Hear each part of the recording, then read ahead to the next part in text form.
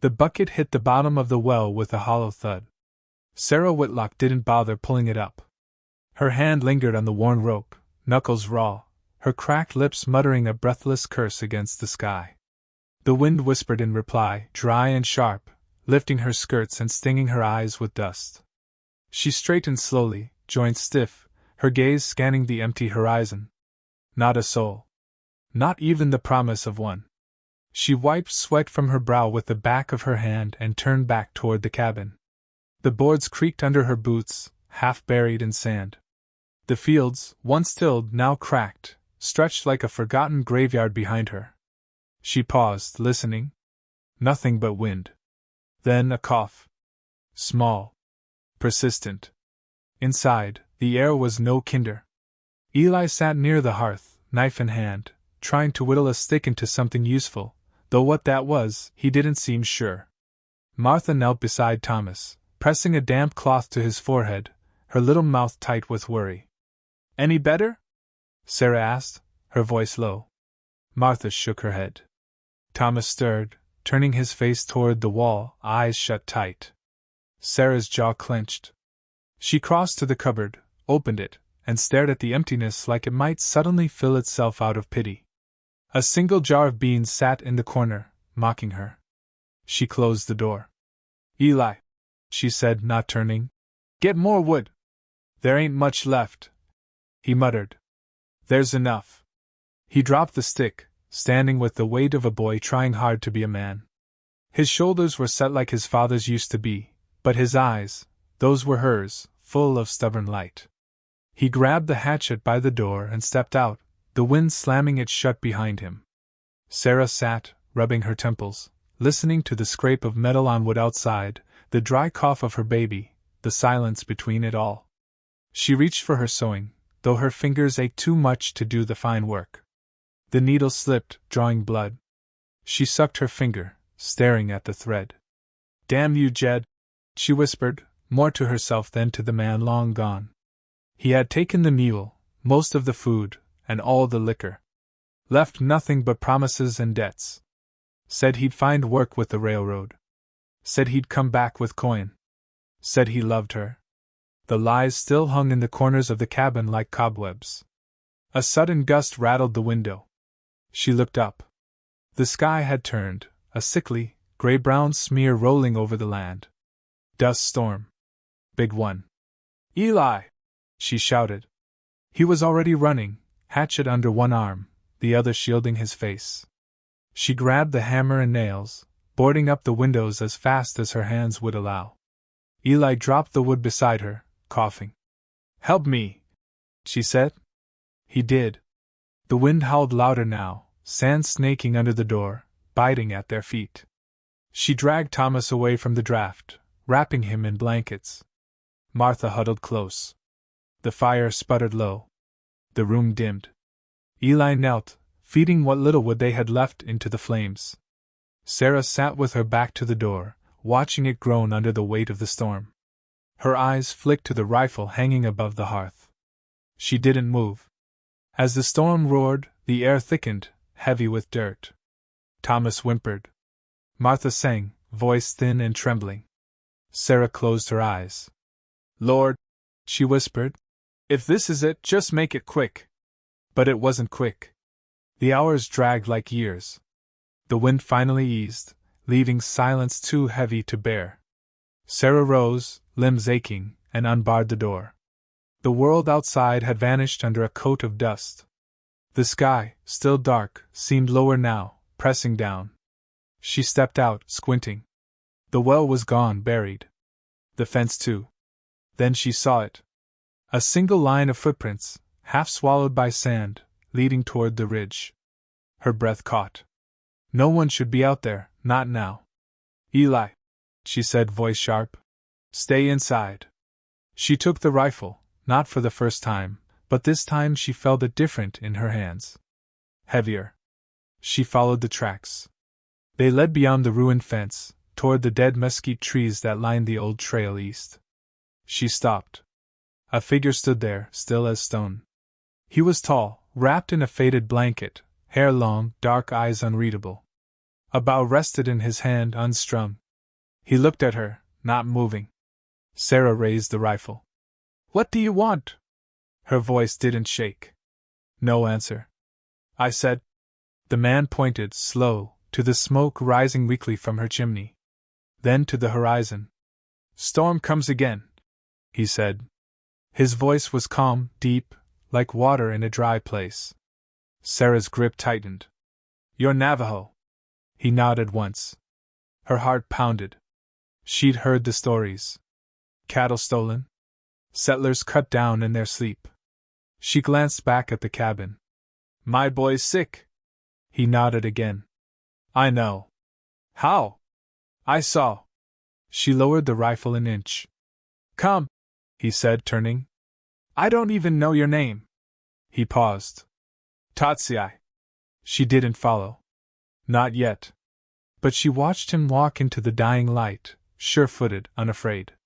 She stood there long after he vanished behind the ridge, the rifle still in her hands, the wind rising again. The next morning, Sarah stood at the edge of the canyon, the wind tugging at her skirt, her eyes narrowing at the path ahead. The tracks were gone, swallowed by the storm, but she knew where he'd gone. She turned back toward the cabin, where Eli waited at the door, holding Thomas in his arms. Martha sat on the floor inside, her small hands twisting a piece of cloth until it frayed. "He's out there," Sarah said, not sure if it was to herself or them. She stepped inside, closing the door behind her, the air heavy with silence. Later that day, the sound of a crow broke the stillness. Sarah stepped out, eyes squinting against the bright sky. Tatsiai was there, at the edge of the yard, holding something wrapped in cloth. She didn't move. Neither did he. "I brought medicine," he said, lifting it slightly. She hesitated, then nodded once, and he stepped forward, his movements slow, deliberate. Eli stood behind her, silent, watching.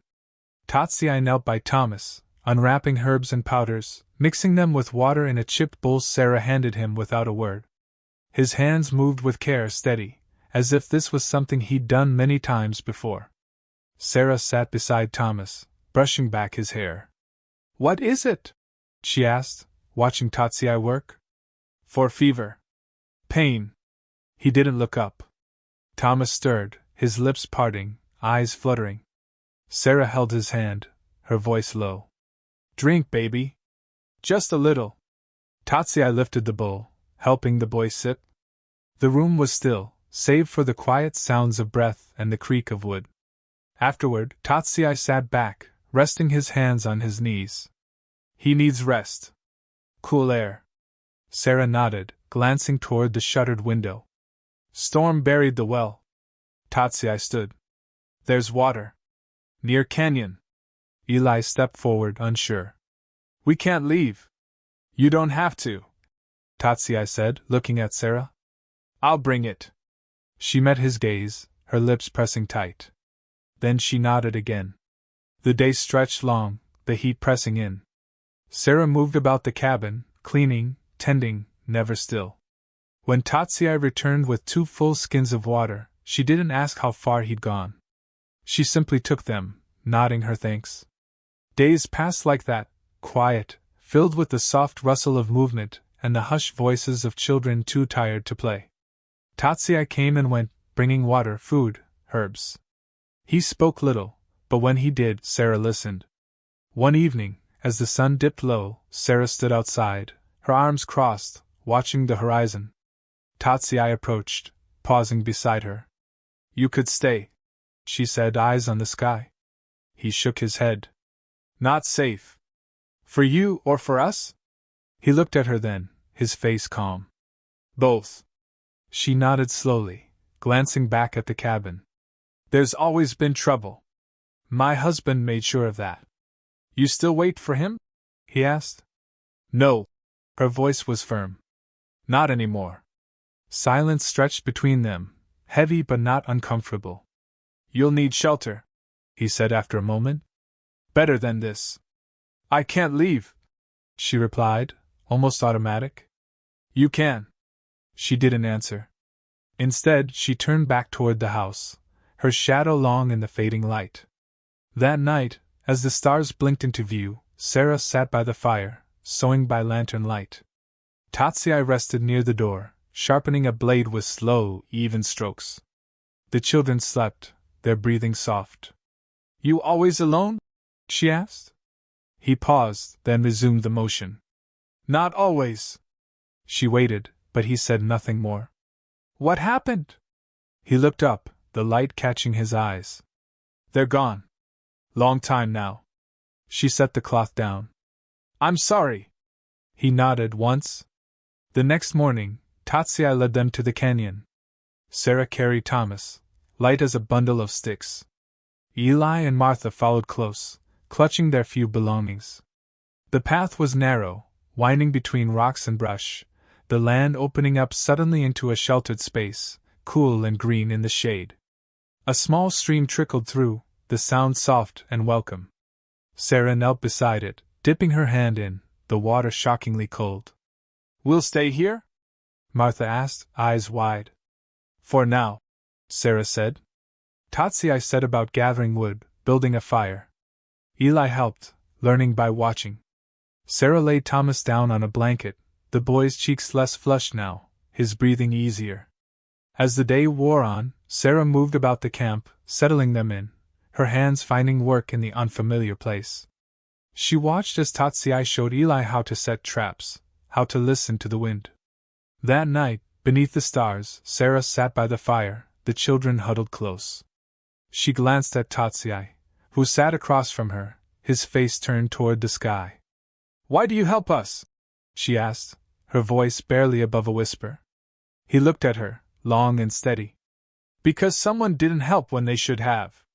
Sarah didn't reply. She didn't need to. She understood.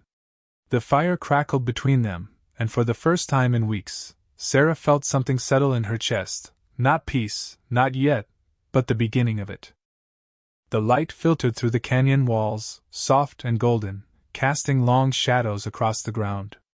Sarah stood at the stream, washing clothes, her hands moving methodically, though her mind was elsewhere. The sound of water over stone had become familiar, almost soothing.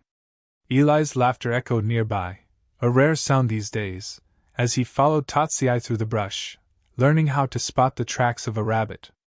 Martha sang softly to herself, sitting near Thomas, who lay resting with color returning slowly to his cheeks. Sarah glanced up, watching her son. Tatsiai moved ahead, pointing, showing Eli something on the ground. The boy nodded, focused, eager. Sarah's eyes lingered on them, her hands pausing in the water.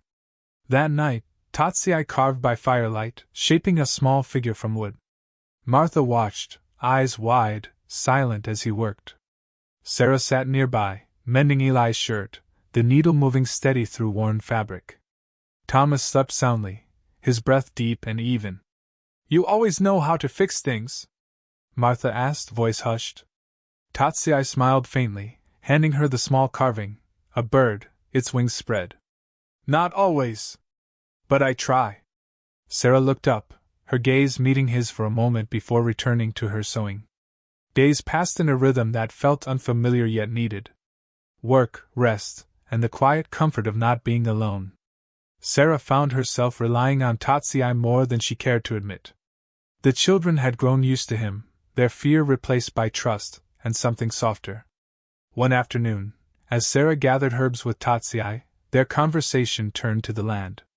"This canyon," she said, brushing a leaf between her fingers. "It's hidden well." "It was home," he replied. She looked around, seeing more than trees and rocks. "And now?" "It's still home," he said, his voice firm. They walked in silence for a while before she asked, "What happened?" He didn't answer at first. Then, "Settlers came. Took water, land. Burned what they couldn't use." Sarah stopped, heart tight. "And you stayed?" He nodded. "Some things can't be left." That night, as they sat by the fire, a stranger's voice called out from beyond the canyon. Sarah stiffened, rising slowly. Tatsiai was already on his feet, bow in hand. The voice was familiar, rough, with a tone she hadn't heard in months. "Sarah! You out here?" Eli moved close, eyes wide. Is that? Sarah shook her head, silencing him. The voice came again. You can't hide forever. She stepped forward, heart pounding. Tatsiai's hand touched her arm, stopping her. Not now, he said, eyes scanning the darkness. They waited, breath held, until the voice faded. Sarah turned back, fists clenched. In the morning, Tatsiai left to scout. Sarah watched him go, her stomach tight with unease. He returned at dusk, face grim. He's back, he said. Sarah didn't need to ask who. In the town? Tatsiai nodded. With others. Your house, they've taken it. She sank to the ground, head in her hands. They won't stop with that, he continued. They want more. The town's divided. Sarah looked up, her voice low. Divided how? Some fear him. Some follow him. The rest waiting. Eli stepped forward, fists clenched. We can't just stay here. Sarah stared into the fire, thoughts racing. Later, she stood alone at the edge of the canyon, the wind cool against her face. Tatsiai joined her, silent. You knew he'd come, she said. Yes. You knew what he'd do. He nodded. Why didn't you say something sooner? He looked at her, calm. You needed time. She turned away, anger flaring. Time doesn't change what has to be done. No, he agreed. But it helps you see how. Sarah's hands trembled at her sides. I won't run. I didn't think you would. She looked back toward the cabin, where her children slept. I have to end this, she whispered. You will, he said. She faced him fully now. I'll need help. He nodded. You have it. Sarah sat by the fire, the flickering light playing across her face, deepening the lines that had carved themselves into her skin over the years. Her fingers moved slowly over the hem of Thomas's shirt, mending where Ware had torn it. The needle hesitated in her hand, her eyes not on the cloth but on the flame, seeing something that wasn't there. Behind her, Tatsiai returned, the quiet scuff of his boots the only sign. You didn't sleep, he said.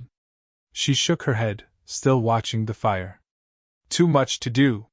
He sat, laying down a bundle of fresh kindling beside the fire. The silence between them was not new, but heavier now, stretched by what lingered unsaid. How long have you known? She asked finally, her voice barely more than a breath. That he was back? Tatsiai paused. Long enough. You could have told me sooner. You weren't ready. Sarah dropped the shirt in her lap, hands falling still. I've been ready since the day he walked away. He didn't answer. She looked at him then, really looked. His face was hard, not with anger, but with something deeper. Loss, perhaps. Memory. What did he do to you? She asked, softer now. Tatsiai's gaze didn't move. He came to my village with others. Promised trade. Then took what he wanted. Burned the rest. Sarah's throat tightened. She reached for words, but none came. I was away hunting, he continued. Came back to Ash. She closed her eyes, drawing a slow breath. I didn't know. You couldn't. Her hands clenched. But I followed him. I believed him. Thought I had to. Tatsiai shook his head. You survived him. That's not belief. Sarah stood pacing, the weight of the truth pressing down. He's in town now. Acting like he owns it. He will, unless someone stops him. She turned fierce. I can't do that alone. You won't. The next morning, Sarah gathered what little they had. The children watched her, quiet, knowing something had changed. Eli stepped close. Where are we going? To town, she said, tying a bundle tight. Martha clutched Thomas's hand. It's not safe. No, Sarah agreed. But it's time. They walked in silence, the path familiar and foreign all at once. The land stretched wide, empty but not silent. Every gust of wind seemed to carry echoes, of home, of past, of fear. At the ridge, Sarah paused, looking down at the town below. Smoke rose from chimneys, but there was no comfort in it. Tatsiai stood beside her, eyes scanning the streets. "He's there," he said. "I know." As they neared, Sarah saw faces she knew, old neighbors, once friendly, now wary. They looked at her with something between pity and fear, stepping aside, whispering. At the general store, she stopped, pushing open the door. The room fell silent. Mr. Talbot, behind the counter, stiffened. "Sarah," he said, uneasy. "Didn't expect you. I'm not here for pleasantries." He nodded, swallowing. "He's at your place."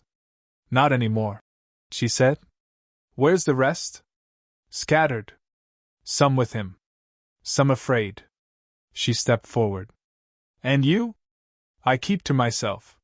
She stared hard. "You can't do that now." Tatsiai entered behind her, and Talbot's eyes widened. "He's not here for trouble," Sarah said. "But if it comes, we won't run." Talbot glanced at the door, then back at her. "You're not the same woman who left." "No," she said. "I'm not." Outside, the sun was high, casting harsh light on the worn buildings. Children played in silence, their parents watching from porches, unsure. They moved toward the center of town, each step pulling more eyes, more whispers. At the edge of the square, Sarah stopped. "You think they'll listen?" she asked. "They'll hear," Tatsiai said.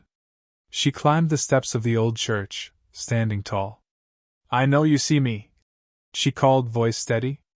"I know you remember." Faces turned. Doors opened wider. "You remember what he was," she continued. "And what he still is." A murmur rose. "I didn't come back to take sides. I came back because we can't live in fear anymore." A voice shouted from the edge. "He's stronger than you." "Then help me," she answered. "Help each other." The crowd stirred, restless, uncertain. Behind them, the sound of hooves. Jedediah, swaggering, flanked by two men. He dismounted, slow, deliberate. "Well now," he drawled, smiling. "Ain't this a surprise?" Sarah stepped down, standing firm. "This is over." He laughed loud. "You think so? You think you can come back and talk pretty, and folks'll follow you? I think they're tired." Jedediah's smile faded. "Go home, Sarah. Before you get hurt." "This is my home," she said. "And you don't belong here." He stepped closer, hand brushing his belt. "Last chance." Tatsiai moved, silent, standing beside her. Jedediah's eyes flicked to him. "Still hiding behind savages?" Sarah's voice cut through. "I'm not hiding." She looked past him, to the crowd. "Neither should you." Jedediah's hand hovered near his hip, fingers twitching, testing the weight of silence in the air. Sarah didn't move. Her breath was steady, eyes locked on his. Behind her, the townsfolk stood frozen, caught between fear and something unfamiliar. Hope, maybe, or the first flicker of it. "You don't speak for them," Jedediah said, voice low, almost gentle, as if the words might coax her back to the woman she'd once been. "You never did." "I never tried," Sarah replied, stepping forward, closing the space between them by inches. "But I'm speaking now." A murmur rippled through the gathered crowd. Old Mr. Holloway shifted his weight. Mrs. Gaines clutched her shawl tighter. No one stepped forward, but no one turned away either. Jedediah laughed, sharp and short. "You've forgotten your place, Sarah." "No," she said. "I remember it too well." His smile faded, and the hardness in his eyes returned. "I built that house. Put food on your table. Protected you. You broke that house. Left us hungry. Left us to die." A beat of silence. Even the wind seemed to still. Tatsiai's voice came, low but firm. "You left her. She survived." Jedediah's gaze snapped to him. "You got no say in this." Sarah didn't flinch. "He's got more right than you." Jedediah's hand twitched again, but he didn't draw. "Not yet." "Go home," he said, quieter now, a threat beneath the words. "Take the children. You don't belong here." "I belong more than you ever did," she said. The tension snapped like a wire pulled too tight. Jedediah's hand moved fast, but Tatsiai moved faster. The crack of the blow was sharp, sudden. Jedediah staggered, caught off guard, his pistol clattering to the ground. Gasps echoed, a cry from somewhere behind. Tatsiai didn't draw a weapon. He stood still, eyes steady, waiting. Jedediah recovered, eyes wild, reaching for the gun, but another voice rang out. Enough! It was Talbot, stepping forward, rifle in hand, though not raised. Others followed, slow, hesitant. Mr. Holloway, Mrs. Gaines, young Carter with his father's old shotgun. Jedediah turned, seeing them, something flickering in his expression. Doubt. You've all gone soft. He spat. No, Talbot said. We've had enough. Jedediah looked back at Sarah, breathing hard. You think this changes anything? You'll come crawling back. I won't. His eyes darted around, seeking support, but none came. The two men with him stepped back, unsure. Go, Sarah said. He stared at her, the weight of defeat settling heavy on his shoulders. Slowly, he turned, mounted his horse, and rode out without a word. The square held its breath until the sound of hooves faded. Then, slowly, people began to move, murmuring, unsure. Sarah stood still, the tension slowly easing from her limbs. You all right? Talbot asked, stepping closer. She nodded. We'll be. The townsfolk gathered, tentative, as if waking from a long sleep. No one cheered, no one claimed victory, but there was something in their eyes, a quiet resolve. Tatsiai stood beside her, watching. You didn't have to stop him, she said, voice low. I did, he replied. She looked around at the people, the town, the place she had once called home. It wasn't the same. She wasn't the same. I won't stay, she said. Talbot nodded. You'll be missed. She smiled faintly. Maybe. The sun hung low, casting long shadows. Sarah turned to Tatsiai, who gave a single nod. The children waited nearby, eyes on her. She walked to them, gathering them close. Let's go, she said. They left the town behind, not as outcasts, not as exiles, but as something new, something free. The road stretched behind them, dust rising in gentle swirls beneath their feet. The town had faded into memory by the time Sarah turned to look, not to see it, but to make sure it stayed where it belonged, behind her. Thomas walked beside her, his small hand clutching hers, while Martha and Eli moved ahead, their voices low, words drifting in and out of the quiet morning air. Tatsiai kept pace, silent as always, his eyes scanning the land like he belonged to it.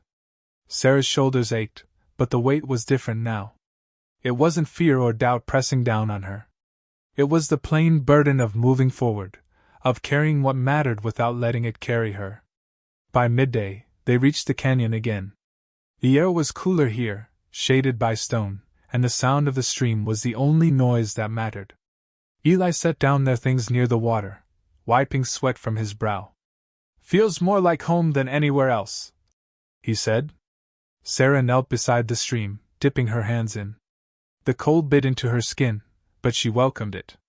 She cupped the water, letting it run through her fingers, watching the ripples spread out and fade. Tatsiai approached, placing a small bundle of herbs near her. For later, he said. She nodded. Thank you. Martha sat nearby, holding the wooden bird Tatsiai had carved, tracing its wings with her thumb. Will we stay here? For now, Sarah replied. They set about making camp, not hurried, not desperate, just the steady work of settling in.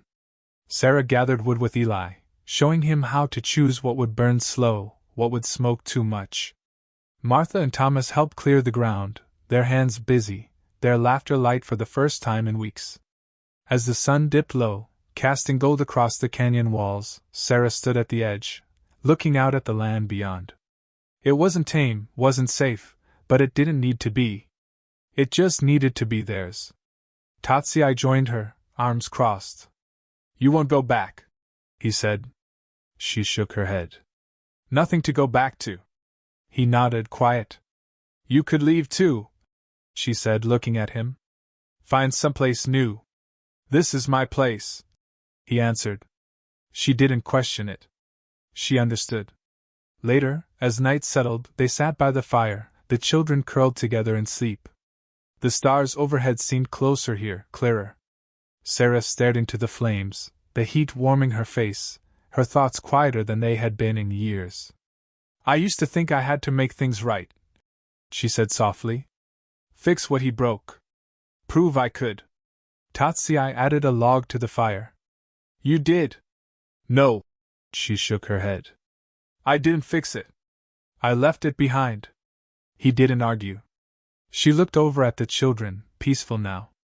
I don't know what comes next. No one does, he said. But you choose it. She let the words settle, deep and true. Then she nodded, a small smile tugging at her lips. We build something better, she said. Tatsiai looked at her, eyes reflecting the firelight. Together. The night held no fear, only the soft sounds of the canyon and the steady crackle of flame. The land was still hard, the world still uncertain, but Sarah no longer felt at its mercy. She had chosen her path, not with anger, not with regret, but with the simple strength of a woman who had lost much and still stood.